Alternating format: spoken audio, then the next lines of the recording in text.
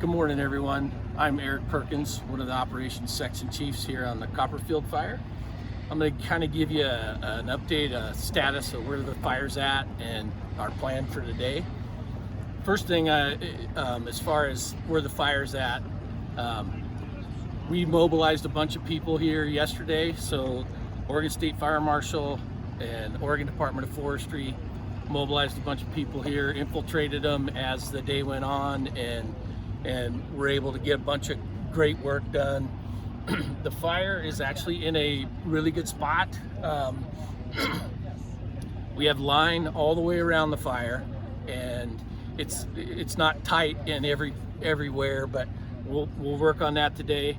There's a fair amount of spotting. We picked up a number of spots yesterday, kept them all pretty small, but we know there's more of them out there, and we'll continue to watch and pick up any more spots that we pick up today. Kind of starting here in Division Alpha, that area we don't have line. I just said we had line all the way around it. There is some unchecked area here, but we got people in there. We'll get around it first thing this morning and keep getting in tighter and keeping the footprint as small as we can, securing that edge so that as the temperature warms up, we keep the fire where it is. In Division Foxtrot, similar there. We picked up a number of spots in there yesterday outside of the line, but kept them all pretty small. Got line around all of them, mopping them up, looking pretty good. The dozer line and hand line in there is tight, so things are looking good in Division Foxtrot.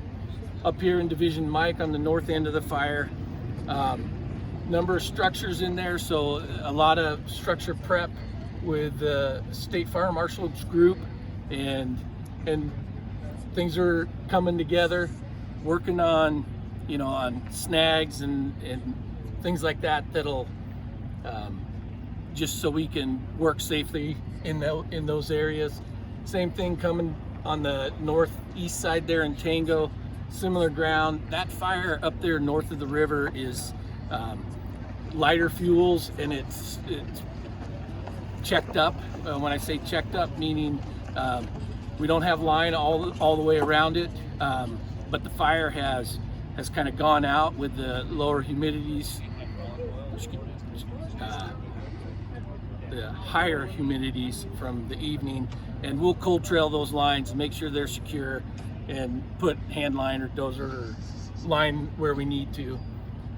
Coming down here south of the highway in Division Whiskey, more structures in that area as well, so more structure protection and securing the edge, making sure that if this thing does, and we do anticipate it becoming active, the fire behavior becoming active this afternoon, and we'll make sure that we have things secured, we have structure protection resources in place, essentially anywhere we have structures, but we'll make sure that that's all ready to go today, and we'll just keep working on getting tight line, and then we'll start the mop-up process. So we're ahead of where I would have anticipated us being at this point.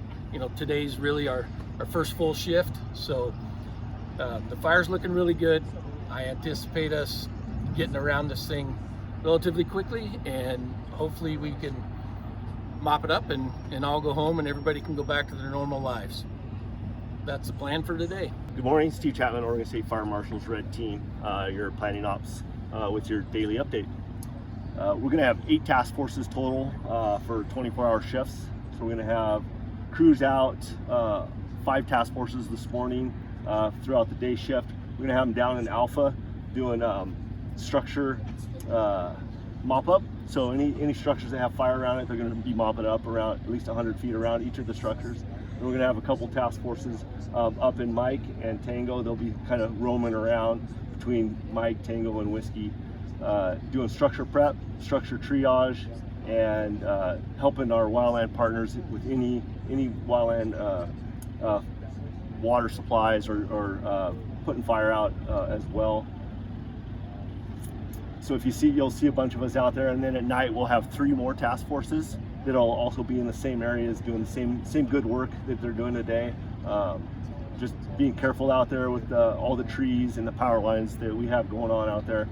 So if you're out in the area, be safe, and that's it.